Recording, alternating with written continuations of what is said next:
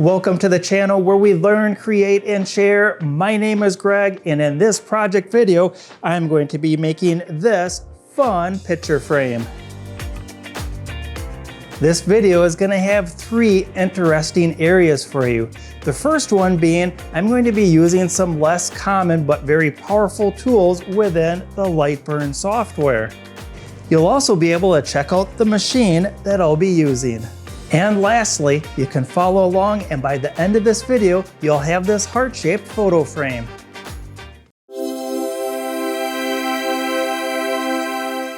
Let's get started with what I'm using for today's project. I'm using the Monport Reno 45-watt CO2 machine. The project material is going to be this cheap Dollar Tree plywood. The paint I'll be using is this high-quality Amsterdam brush-on acrylic paint. Quick-drying Gorilla gel glue. That's all really straightforward, and feel free to substitute to fit your style and your taste. Next up, let's jump into the computer and check out the graphic for today's project. Here's all the components for today's project. I have a number of hearts that I'm going to be cutting out, and I'm going to be engraving this area over here. This too also has some built-in cut layers. By the time I'm done in the computer, this is where we're going to end up, but let's find out how we got there. Right now, I'm going to select all of that and just get that out of the frame. When I zoom back a little bit, we're going to see that I have two images. I sourced these images from pixabay.com. It's where I go to get high quality, free images for personal use. I'm going to start out with the heart because we're going to build up this red heart section on the left-hand side, or actually at the top of the screen.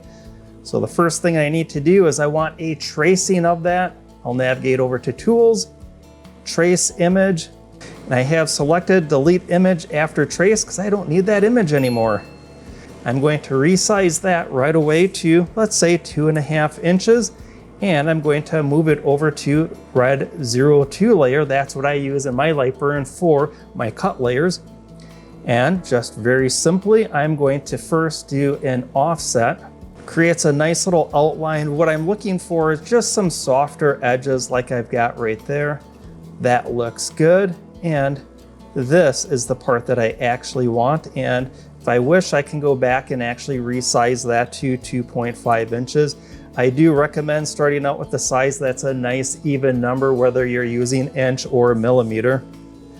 I'll delete that guy back out, and all I'm going to do is hit Control D to duplicate. That's going to make a copy and paste it directly over the object. And then from here, I'm going to go and add 0.2 inches off of the size of the object. I'm at 2.5, so 2.7. And there we go. And once again, I'll hit Control D to duplicate that. And once again, I'm going to add 0.2 inches. And I'm just going to repeat this as many times as I need until I have as many rings of that heart that I need. For the video, this should be good. And now I can select all of those, and I'm going to use the crosshairs, and that's going to align them perfectly up on one another.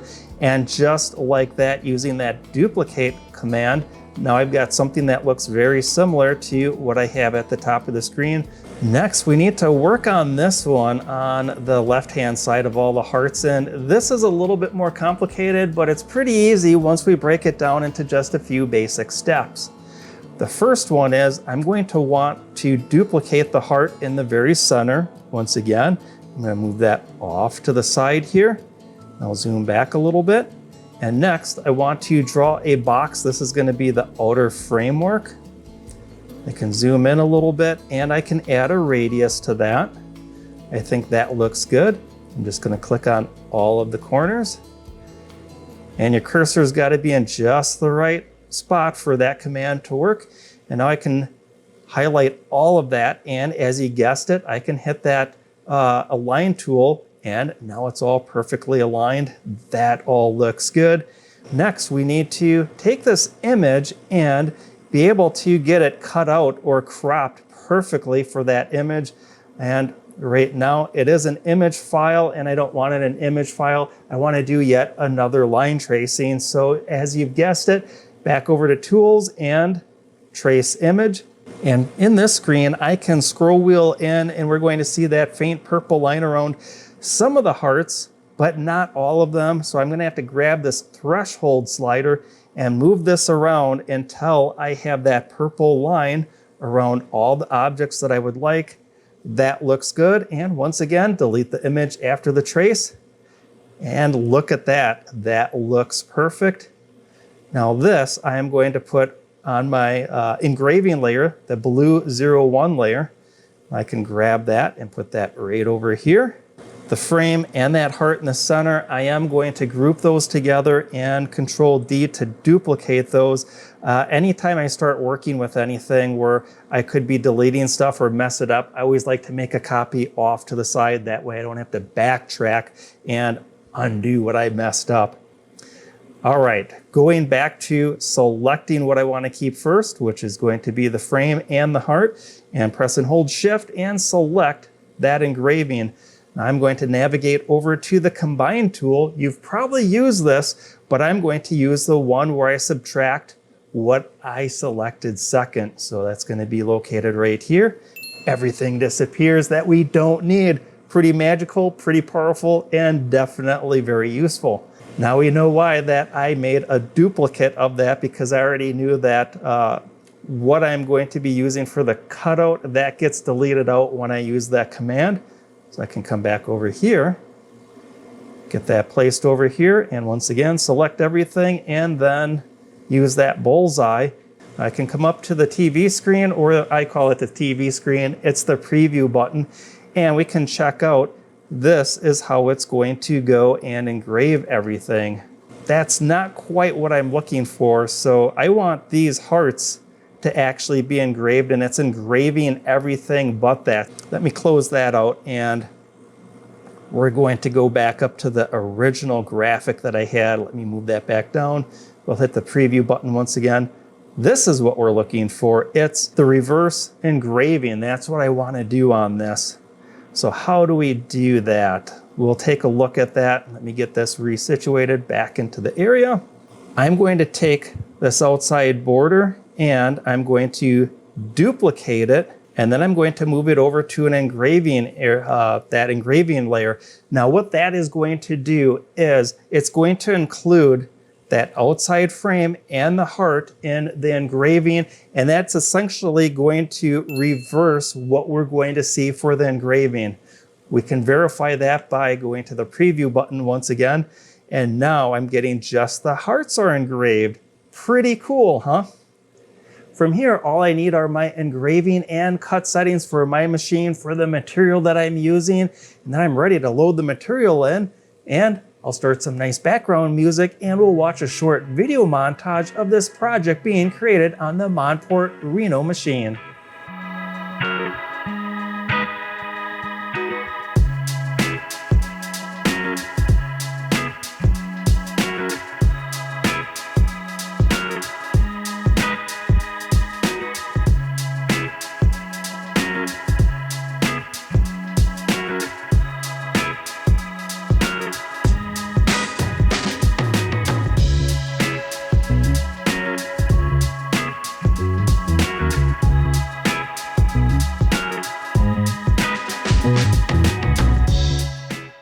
Here's something really cool on the Reno machine. When I send a project out to the controller, that program stays in the controller. If I want to rerun the same project again, all I have to do is hit the green start button. Well, it's time to see how this turned out. Everything engraved and cut out beautifully.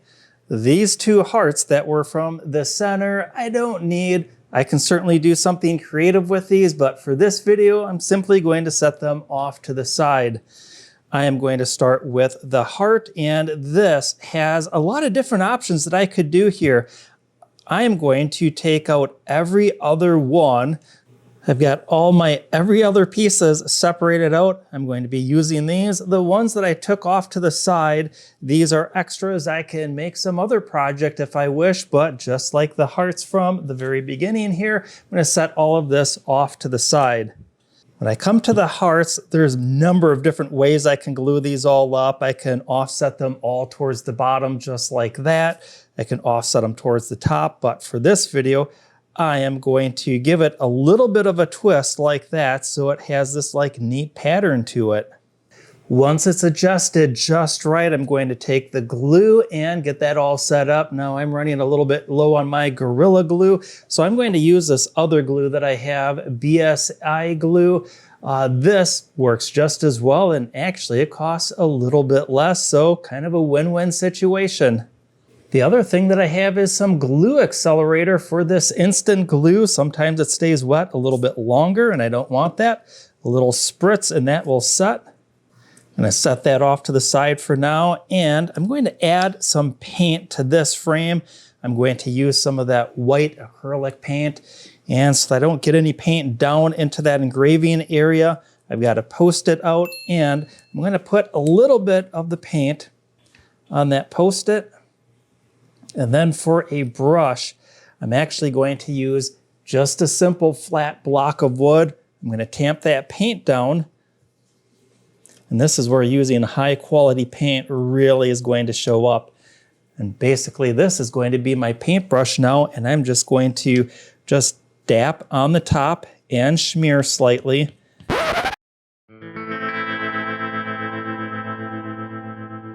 While this first coat dries, I'm going to switch over to the hearts and get these painted red.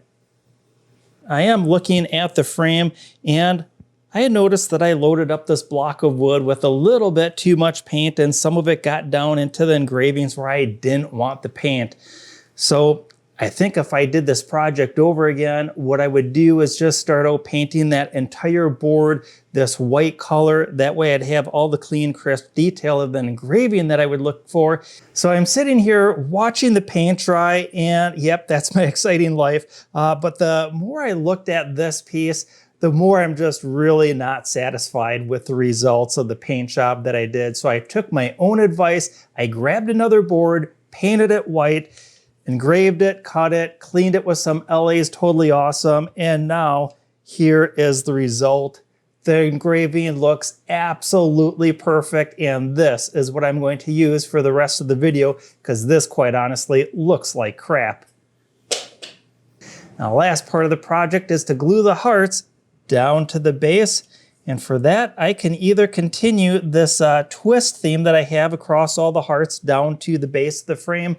However, I think I'm going to get it just perfectly centered up like that and make sure that I glue it down in a number of places, especially on the outside and the inside heart. And now for the best part of the project, I'm going to go find a photo and get it taped to the back side of this frame. I've got my photo taped to the back, and now for the big reveal. This is Miss Bean. She's a rescue dog, and she's an absolute sweetie.